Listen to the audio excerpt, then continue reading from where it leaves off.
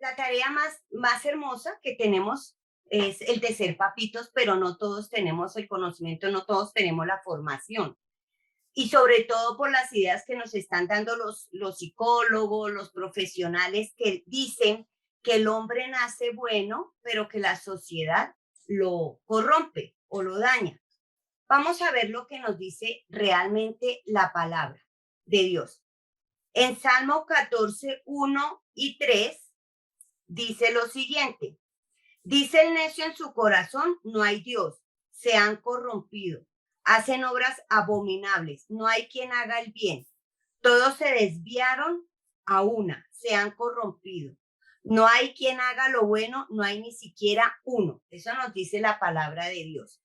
Y en Romanos 3:23 nos dice, por cuanto todos pecaron y están destituidos de la gloria de Dios. Bien, ¿qué analizamos de estos dos versículos? Que el Señor nos enseña que no hay ni siquiera uno, todos, absolutamente todos, desde el recién nacido hasta el abuelito, todos nacemos con pecado. Y ya sabemos nosotros por qué.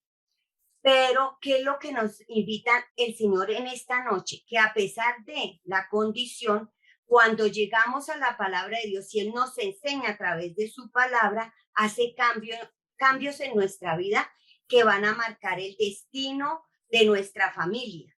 Por eso, les invito a que acepten el consejo de Dios, la sabiduría que viene de Él y que nos formemos, aprendamos a formarnos como padres.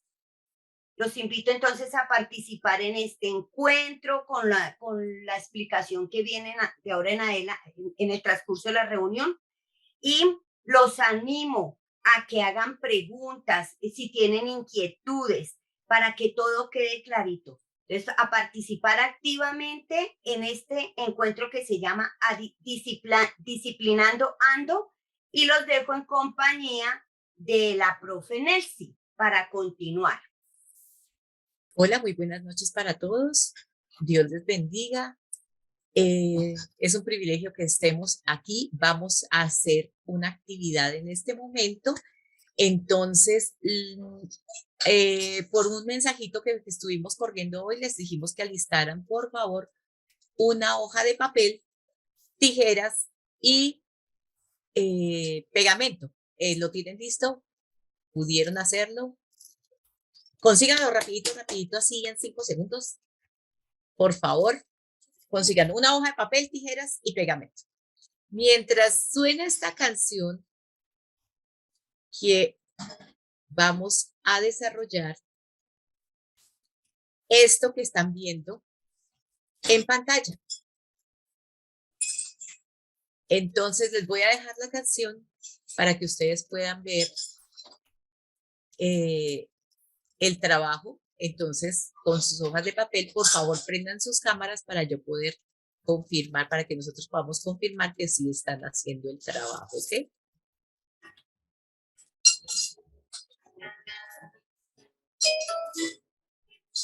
Cámaras, cámaras, no veo cámaras prendidas.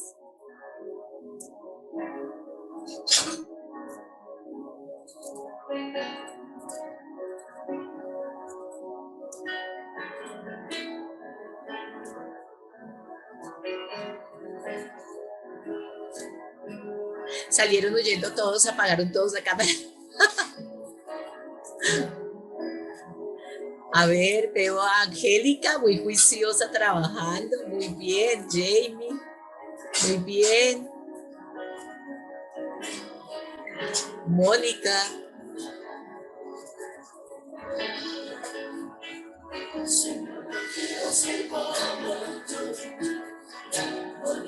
Angélica.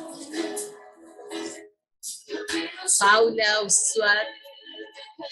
Muy juiciosas trabajando.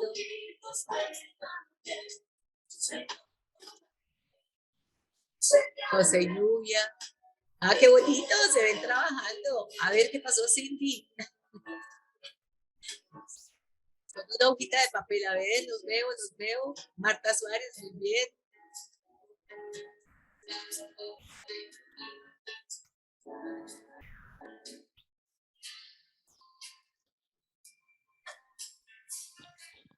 Hermana Nelcy, veo que hay varias dudas Excelente, en el chat. excelente, muy trabajadores, muy juiciosos.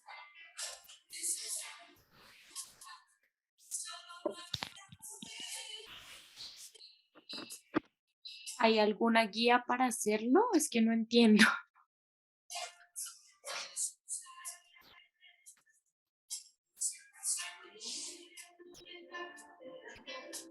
No, señora, precisamente esa es la idea, que cada uno identifiquemos cómo hacer el pececillo.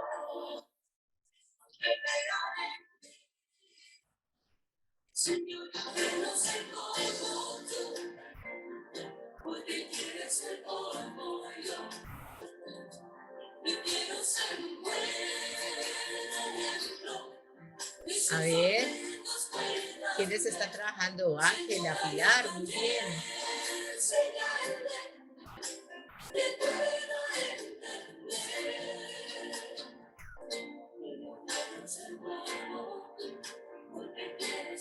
Excelente, están haciendo un muy buen trabajo. ¿Es fácil? Juan e Ingrid, ¿qué tal? ¿Está quedando fácil? Samara, ¿qué tal? ¿Fácil? Bueno, vamos a ver que no es tan fácil, ¿verdad? No es tan fácil hacer algo que a nosotros no nos han explicado, ¿cierto? ¿Qué tal si nosotros llegamos a un trabajo y no nos explican nada? Simplemente nos dicen, este va a ser su puesto y uno no sabe ni qué clase de empresa, ni qué va a desarrollar, no conoce a nadie, no conoce qué es lo que va a desempeñar. En cuanto a esto, pues lógicamente todos quedaríamos locos, ¿cierto? Porque es importante reconocer que es necesaria la capacitación. Entonces, hoy vamos a hablar en este momento de esta parte, la capacitación. Si a nosotros nos mandan a hacer un trabajo, ¿cierto? Que no conocemos, ¿cómo quedaríamos?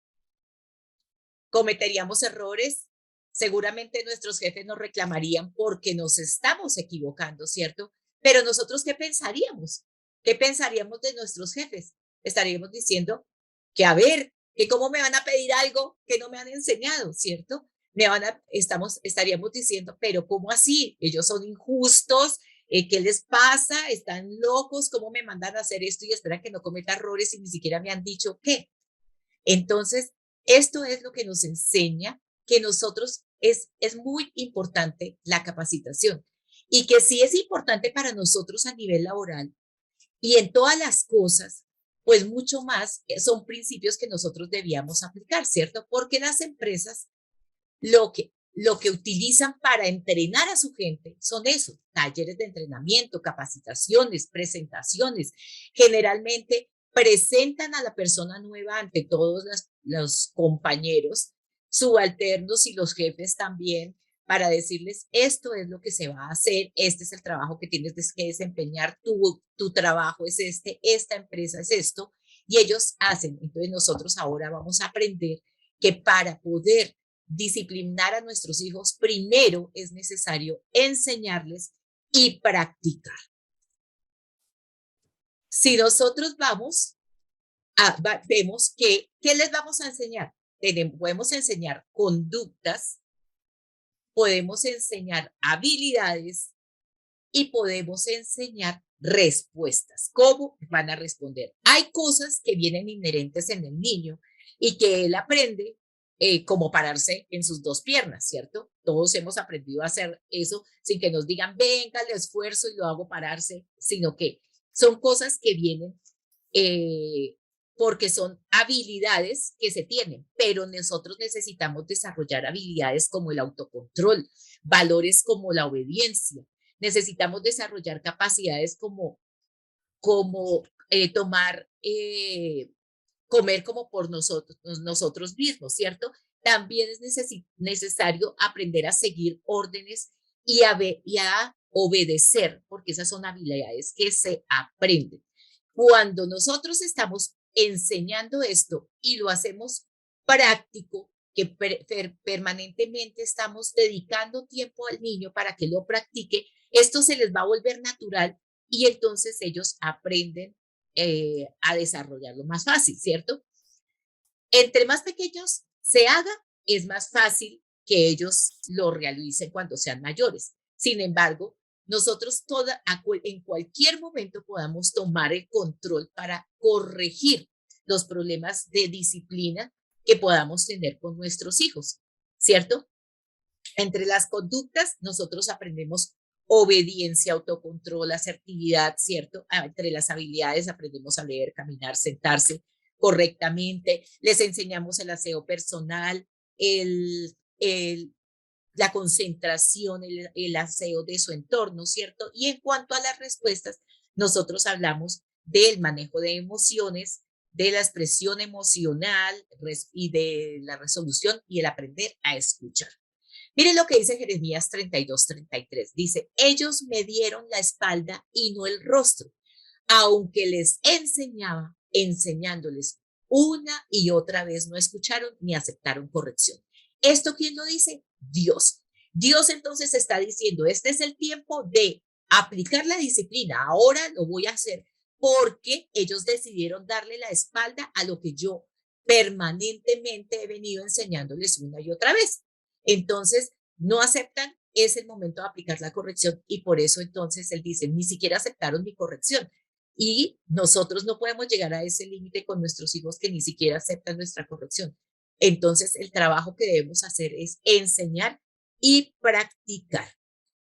Esto, entonces, debemos irlo desarrollando, pero se puede corregir en cualquier instante de nuestra vida. Siempre que llegamos a tener algún problema con nuestros hijos, lo primero que preguntamos es, ¿pero por qué hiciste eso?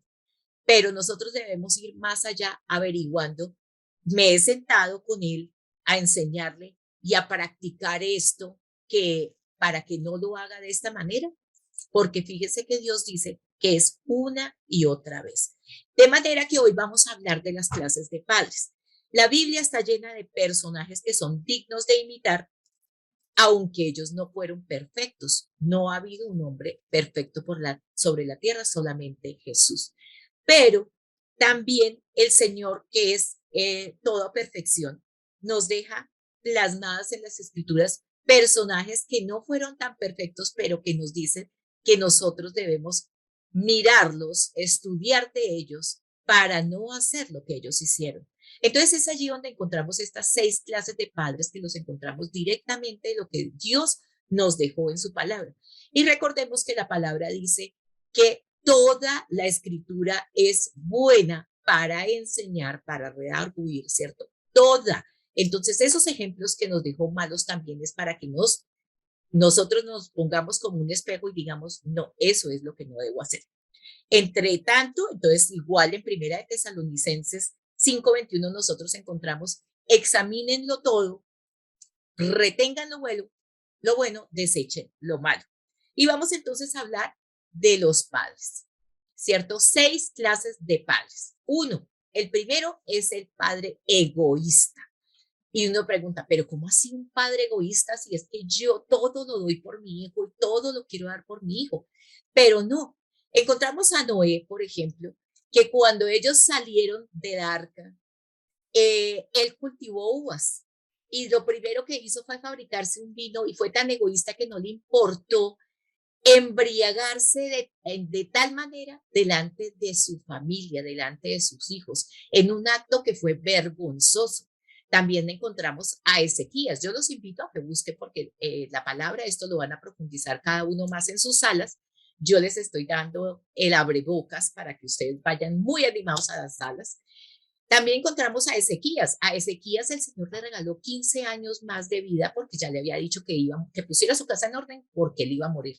Y cuando le regala los 15 años más después, a él le dice que el mundo se iba a volver un caos, que iba a haber hambre y que todo iba a volverse terrible. Y este hombre dice, bueno, menos mal que yo voy a estar este tiempo bien y eso va a pasar después de que yo ya me haya muerto, sin importarle lo que sus hijos vendrían.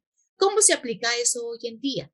Cuando nosotros somos egoístas con nuestros hijos, cuando nosotros no prestamos atención a nuestros hijos, cuando es más importante nuestro trabajo, nuestro celular, nuestra llamada telefónica, que lo que nuestro hijo está compartiendo, lo que nuestro hijo, a veces el hijo adolescente llega de la calle, del colegio, de la escuela, con preocupaciones y pues la mamá está ocupada cocinando eso y ni siquiera se interesa por ver en qué momento, cómo llega su hijo.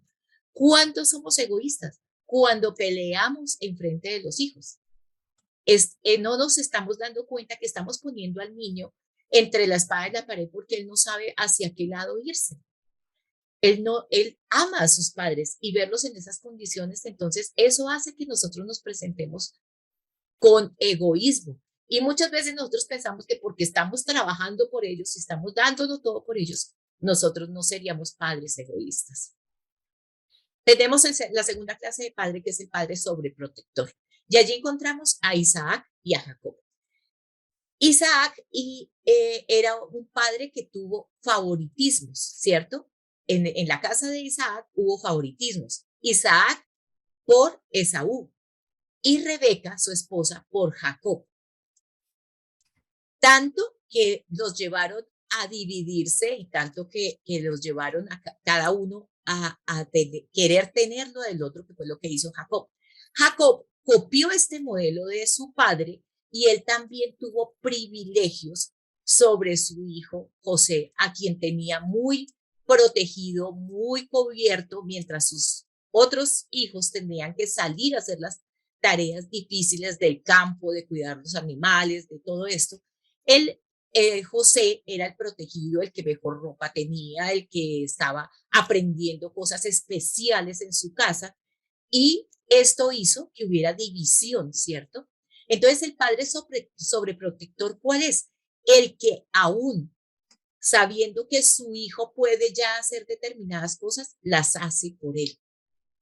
El que le da privilegios a un hijo sobre otros. Cuando los niños son hijos únicos, pues esto no se diferencia, pero sí estamos tratando de hacer las cosas todas por ellos. Estamos tratando de hacer cosas, por ejemplo, el niño ya aprendió a comer, tiene 3, 4, 5 años, ya sabe comer solo, pero todavía le damos la comida. ¿Por qué? Porque no queremos que se ensucie, porque no queremos que se demore. Podemos tener miles de disculpas, pero para eso nosotros tenemos que darle el tiempo al niño. Entonces debemos tener otras estrategias, que eso pues igual lo van a ver ustedes ya en sus salas, cuáles serían las estrategias para hacer que su hijo sí cumpla con lo que tiene que hacer de acuerdo a su edad y no hacerlo por él y no llevarlo a sobreprotección, porque pues eso los llevaría a fallar en hacer los niños en su edad más avanzada irresponsables a hacer hijos. En este caso, por ejemplo, entre Isaac y Jacob hubo división de familias, engaño, maldiciones, peleas, ¿cierto? Que es lo que no queremos. Entonces, la tercera clase de padre es el padre autoritario, y en este encontramos a Saúl, que fue un padre que con Jonathan pretendía hacer todo, que él hiciera lo que él quería, aun cuando él se estaba equivocando. Jonathan reconoce esto y lo que termina haciendo es rebelándose en contra de su padre y poniéndose de parte de su amigo David.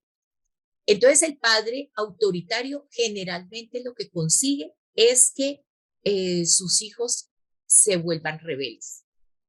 Este padre autoritario impone su forma de pensar, de actuar, de hablar, y no da explicaciones, simplemente porque él lo dice. Todo el mundo tiene que caminar de acuerdo a sus exigencias.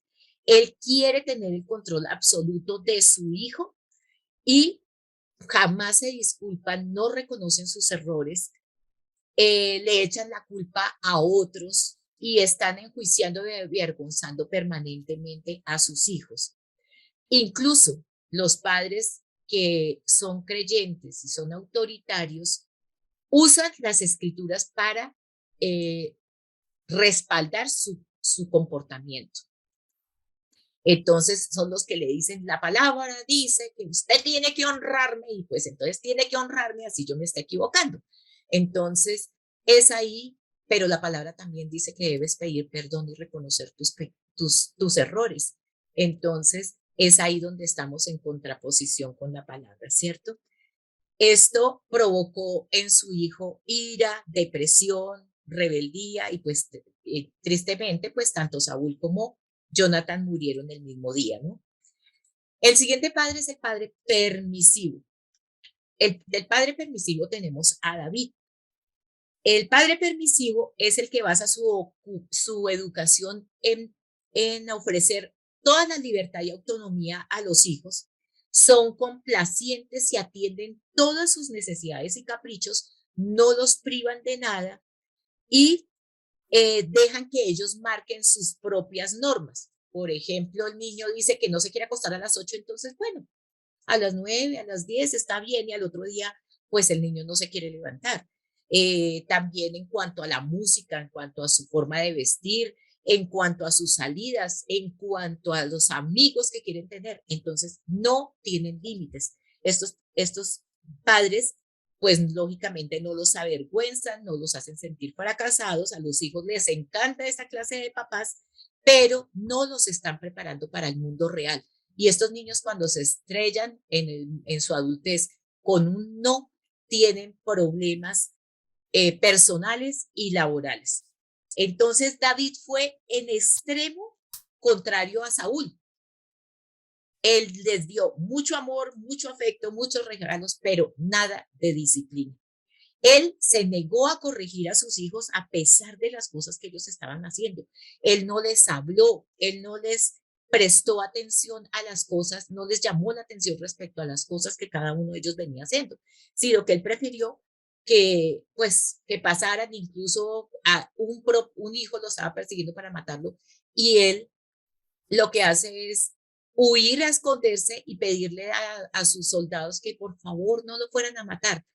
Él pero nunca lo enfrentó para decirle, ven, hijo, esto no es correcto. Entonces, esos hijos se vuelven también rebeldes y generalmente abandonan a sus padres cuando están viejos y enfermos porque nunca tuvieron la necesidad de ver, de cubrir las necesidades de otro, de hacer por otro, porque todo para ellos era para ellos, no para los demás. No se les enseñó el privilegio de servir a otros. Y por último tenemos los padres indiferentes. Y allí encontramos a Elí y a Samuel. Elí, ustedes conocen que era el sacerdote del templo en el tiempo de Samuel. Y sus hijos se perdieron por causa de que tuvieron un padre que nunca los corrigió.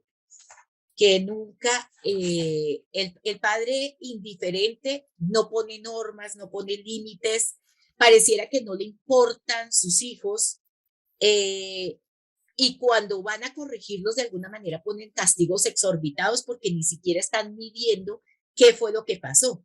Entonces, no tienen en cuenta a sus hijos y no están pendientes de sus intereses porque están enfocados siempre en su trabajo, en sus propias necesidades y no en las de sus hijos. Entonces, estos hijos terminan buscando apoyo afuera y generalmente este apoyo, este afecto externo, no es el correcto. Entonces, son hijos que pues, tienen relaciones amorosas muy temprano, que buscan poderse salir poder encontrar y creen especialmente a cualquiera que les brinda un poquito de afecto, ellos les creen todo lo que les digan y muchas veces están aconsejados de mala manera. Entonces, Elí, que era el sacerdote de tiempo completo en el tiempo de Dios, se dedicó a servir. Y es un llamado a los líderes porque se dedican a servir, pero se olvidan de su casa, que es su primer ministerio. Olvidó servir en su rol como padre. También entonces encontramos a Samuel, que pues no tuvo mucha diferencia en la situación, porque él, aunque era el gran profeta, el profeta más íntegro que de los que menciona la Biblia, ejerció oficios como juez y sacerdote de la nación, aunque la gente así a él no le encontraba tacha, motivo para criticarlo, él con sus hijos no fue un buen padre, porque pareciera que adquirió ese modo de crianza de Elí y sus hijos se convirtieron en impíos. Y cuando Samuel muere, ellos son los que van a gobernar, son jueces, son nombrados jueces, y ellos terminan pidiendo un rey, un rey. Y es ahí por eso el último profeta, el último juez que hubo fue Samuel, porque sus hijos ejercieron mal el trabajo, ellos eran impíos y todo lo que hicieron fue abusar del pueblo.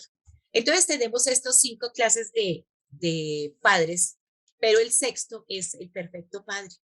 El padre, nuestro Padre Celestial, que nos enseña que es justo y que le da el castigo o el premio en equidad a cualquiera que lo merezca, ¿cierto? No evita la disciplina porque da el castigo que corresponde, pero también el amor y el premio que se merecen. Es un padre amoroso, es el padre paciente y sobre todo misericordioso porque hasta el día de hoy nos ha sostenido a pesar de todo lo que nosotros somos y nos enseña a que en amor se puede disciplinar.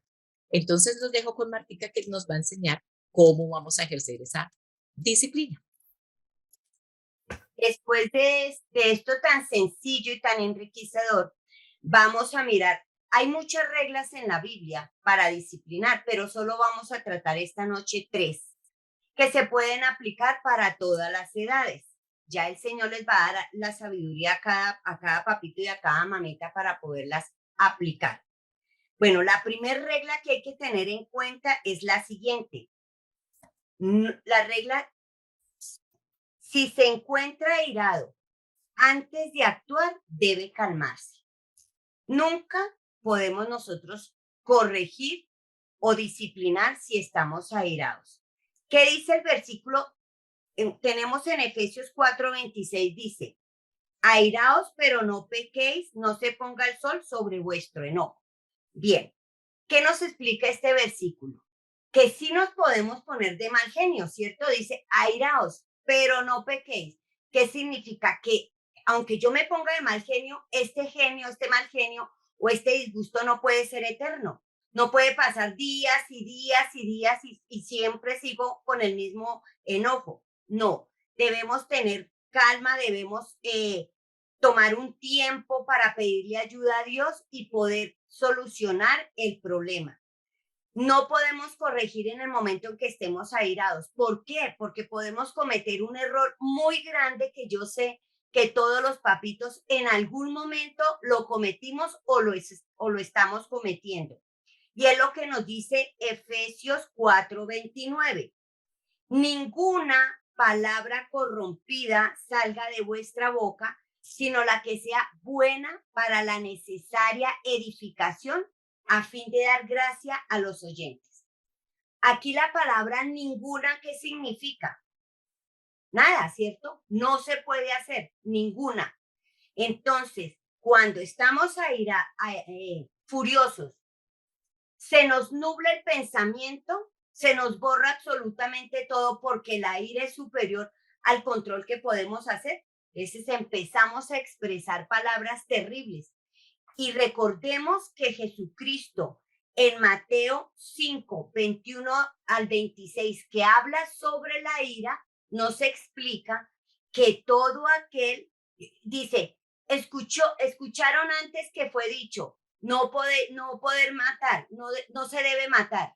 Pero yo les digo, aquellos que se enojan contra sus hermanos, aquellos que agreden a sus hermanos, aquellos que violentan a su hermano, ya los están asesinando. Imagínense, si eso lo estamos haciendo con nuestros chiquitos, cada palabra que sale de nuestra boca que no va a edificar la vida de nuestros hijos, porque aquí es en general, aquí no solo los pequeños, sino todos. Cada palabra que sale de la boca de nosotros, marcando o menospreciando a nuestro joven, a nuestro niño o a nuestro bebé, lo marca de por vida. Es un puñal. Haga de cuenta que usted, cuando sale una palabra fea de su boca, usted coge un puñal y le pegó a su niño una puñalada en donde fuera, en el corazón, imagínese, en el corazón. Entonces, debemos tener en cuenta esta regla. Sí nos podemos poner de mal genio, sí, pero debemos tranquilizarnos, pedirle al Señor que nos ayude. Después de esto, imagínense, ese ambiente se pone terrible. Llanto, gritos, golpes, hasta puede suceder una desgracia, porque no sabemos controlarnos. Debemos pedirle al Señor que nos ayude en estos casos. Tomarnos un tiempo, respirar y pedirle al Señor, al Espíritu Santo que nos ayude y poder así en ese momento llamar la atención sin que sea tan agresivo. Bien, continuemos. Tenemos la segunda regla. Esto lo vamos, cada grupo lo profundiza un poquitico más en cada sala. Bien, la segunda dice, las instrucciones dadas a los hijos deben ser claras y coherentes de acuerdo con sus edades. Bien, dice en Proverbio 22:6, dice, instruye al niño en su camino y aun cuando fuere viejo, no se apartará de él. Si nosotros cumplimos esta orden de instruir al niño, ¿sí? Podemos también llamarle la atención a nuestros jóvenes con este versículo, Eclesiastés 11:9, que dice, alégrate, joven, en tu juventud y tome placer tu corazón en los días de tu adolescencia y en la vista de tus ojos. Pero sabe que sobre todas estas cosas te juzgará Dios. Entonces, cuando nosotros instruimos al niño, como nos va a indicar ahorita el Señor, cuando nuestros niños estén grandes, podemos con la palabra solamente darle la instrucción a nuestro joven y el Señor se encarga de llevarlos por el camino correcto. ¿Qué significa instruir? Instruir no significa, póngame cuidado, instruir no significa corregir errores. Eso no significa instruir.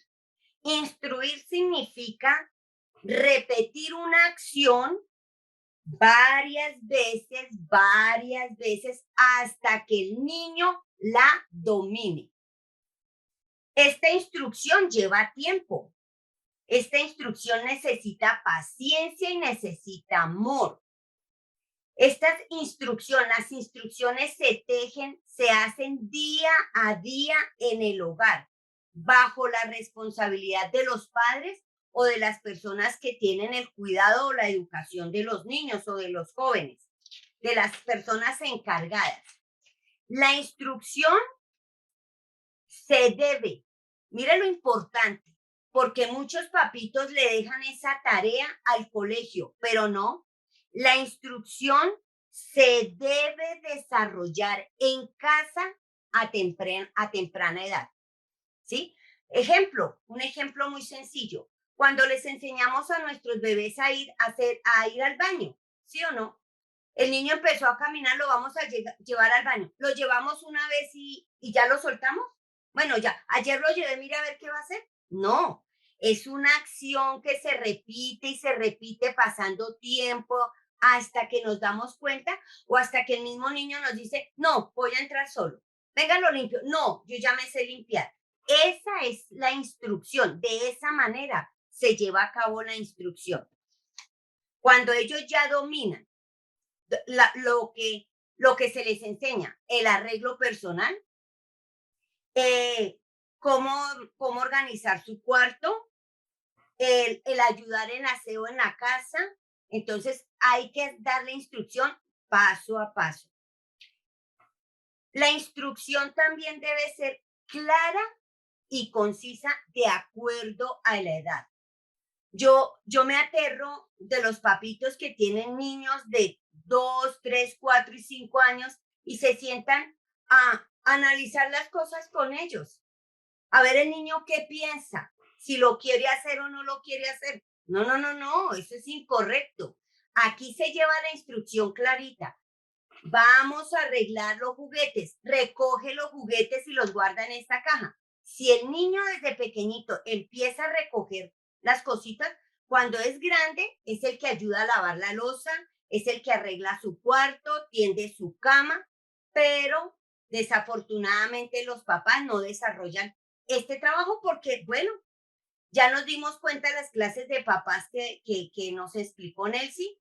Tenemos que hacer nuestro autoexamen y mirar en qué grupito nos encontramos para corregir las cosas.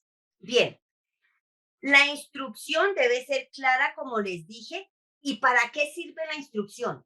La instrucción le permite al niño o a los miembros de la familia desarrollarse. Les ayuda a ocuparse de sus necesidades. Todos tenemos necesidades, todos, desde el más chiquitico hasta el más viejito, todos los jóvenes, los niños, todos tenemos necesidades. Cuando la instrucción se ha dado correctamente en los hogares, ¿qué se desarrolla en ellos? Ellos empiezan a desarrollar la habilidad de trabajar en equipo, ayudar, ¿sí? ¿Por qué? Porque ellos llegan a entender que son capaces, a medida que se va dando la instrucción y se va trabajando, llegan a entender que son capaces de llevar a cabo las metas que tienen en su vida. Por eso es tan importante desarrollar en nuestros niños desde pequeñitos metas a corto, mediano y largo plazo. Cuando los niños empiezan a trabajar así, por ejemplo, un niño que entra en transición, ¿cuál es la primer meta? Los niños chiquiticos, nos vamos a aprender los números tal, del 1 al 10. Esa es una meta pequeña y se trabaja y se trabaja. Ya los jóvenes grandes, ya, ¿cuál es la meta? Terminar el bachillerato. Sí, ¿qué carrera va a seguir? Tal cosa. Sí, quiero proyectarme como profesional en esto. Me aterra la cantidad de jóvenes que uno les pregunta para dónde van y no tienen ni idea, no saben qué hacer. ¿Por qué? Porque no fueron instruidos desde pequeñitos. Entonces, también a través de este trabajo, nosotros como papitos nos damos cuenta que somos padres imperfectos. Claro, cometemos errores, ¿sí?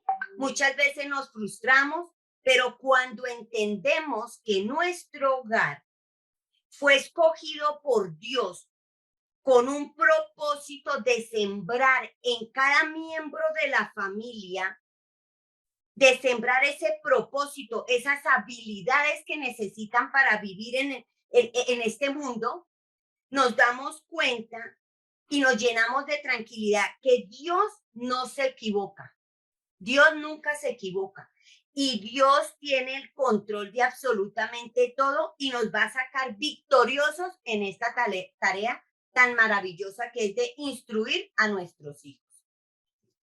Los primeros modelos somos nosotros, no nos olvidemos, ¿sí? Pero ustedes van a decir, bueno, pero ¿cómo empiezo a instruir o cómo hago?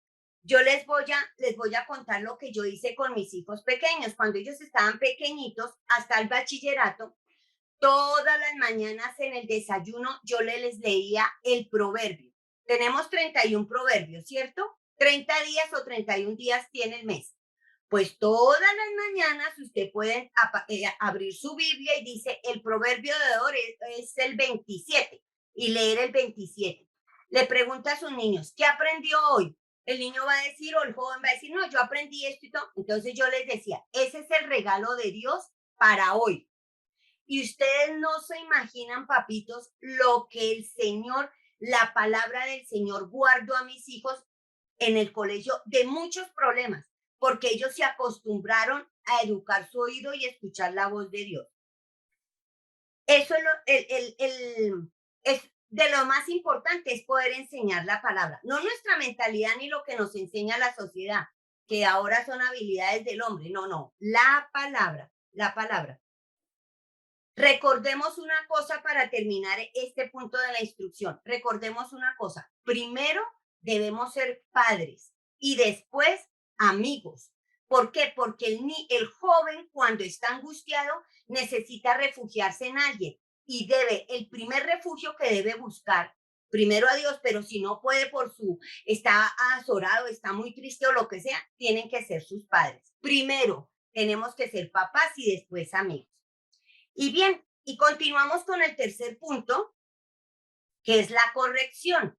Y dice así, la corrección debe ser acorde con la con la falta y no debe ser pasada por alto, ya que esta corrección permite poner límites. ¿Sí? Bueno, el versículo que saqué 2 versículos. El primero es Proverbios 22:15, que dice: la necedad está ligada en el corazón del muchacho, mas la vara de la corrección la alejará de él. Y en Proverbios 23, del 13 al 14 dice: no rehuses corregir al muchacho, porque si lo castigas con vara, no morirá. Lo castigarás con vara y librará su alma del Seol. Bien, lo primero que yo aprendí cuando empecé a desarrollar el papel de mamá con mis niños aquí pequeñitos, le pedí sabiduría al Señor. Y lo primero que Él me enseñó fue lo siguiente: las manos son para acariciar, para abrazar, para darles confianza y calor, para arrullar. Para eso son las manos. Y la vara es para corregir. Entonces muchos me van a decir, bueno, ¿y qué es una vara? Bueno, la vara es una reglita pequeña, una reglita de madera de 30 o 50 centímetros que se puede utilizar de la manera como Dios dice que se debe utilizar, no como a mí me parece. ¿Cómo se debe utilizar la varita? La vara se utiliza en las nalgas del bebé o del niño, en las nalgas. No como muchos papitos que cogen la vara y en la cabeza, en el ojo, en la... No. Al niño se le primero, dice, se instruye al niño. Primero viene la instrucción y después viene la corrección. Pero antes de dar la varita, al niño se le dice: se portó mal, hizo esto, aquello, no cumplió con aquello, va la corrección, no el castigo, corrección. Entonces la corrección dice una varita en la colita, ¿sí? Claro está que usted no puede utilizar la vara si no tiene normas en su casa. ¿Cómo va a corregir un niño si el niño no sabe qué es lo que tiene que hacer? Lo primero que tienen que hacer los papitos es ubicar o desarrollar las normas del hogar. Tienen que ponerse de acuerdo papito y mamita. Y si está solo la mamita, pues en comunión con el Señor, en oración, papito Dios le va a ayudar a desarrollar ese manual o esas normas que deben estar bien ubicadas en su casa, bien claritas en su casa. No puede corregir si no ha dado la instrucción. Después de que se corrige, es importantísimo eso, ténganlo en cuenta. Después de que se corrige al niño, el bálsamo que va a ayudar a ese bebé a levantarlo es la palabra de Dios. Porque así como el Señor nos corrige a nosotros, ¿cierto? Pasamos por pruebas y nos corrige. Después vemos cómo Él en su misericordia y en su amor nos levanta, nos mima, nos ayuda. Eso tiene que ser, la palabra de Dios tiene que ser el bálsamo para animar y levantar a los niños. ¿Y qué pasa cuando ellos se dan cuenta que nosotros buscamos a Dios para poderlos instruir, para poderlos corregir? Se dan cuenta que nosotros necesitamos a Dios, que somos de carne y hueso y necesitamos a Dios. Y ellos aprenden por el ejemplo de nosotros a depender de Dios también. Y van a ser instruidos para que ellos en sus futuros hogares desarrollen exactamente lo mismo. ¿Qué pasa en este tiempo? Los profesionales, psicólogos, humanistas, bueno, todo lo que escuchamos, han querido reemplazar lo que Dios dejó plasmado hace más de 2000 años. Y sobre todo que lo utilizan muchas culturas, los padres de muchas culturas, como los judíos, hace más de 2000 años, esas normas para la corrección. Corrigen con vara. Claro, la vara solamente se puede utilizar en los niños hasta los 12 años no más, hasta los 12. Entonces, porque ya más grandes, pues ya no, ya esa tarea debió hacerse, pero el Señor les dará las herramientas para poder empezar a dirigir a sus jóvenes si acaban de llegar a los pies del Señor, ¿no? tranquilos que nuestro Padre Celestial no nos abandona. ¿Qué pasa con estos profesionales? Empiezan a desarrollar ideas que lo único que han hecho es dañar la sociedad. Vea lo que estamos viviendo. Estamos viviendo en una sociedad de delincuencia donde nuestros jóvenes se están perdiendo en la droga, se están perdiendo en el alcohol, se están perdiendo, están llegando a tener enfermedades mentales que lo único que les, o sea, que los llevan al suicidio. Y la tasa de suicidios que hay es impresionante. De niños de apenas 7, 8, 9 añitos suicidándose. ¿Por qué? Porque no tienen las normas establecidas correctamente. Que la conclusión de estos 3 punticos es: las reglas sin relación producen rebelión. Las reglas sin relación. ¿Qué quiere decir? Que la unión de papá y mamá y la unión de amor entre papá, mamá e hijos, esa es la relación que debe haber, de amor, de respeto, de sinceridad. Si no existe eso en el hogar, la rebelión se levanta en nuestros hogares. La cuestión es aquí. Vamos a ponerle cuidado. ¿Qué es más importante?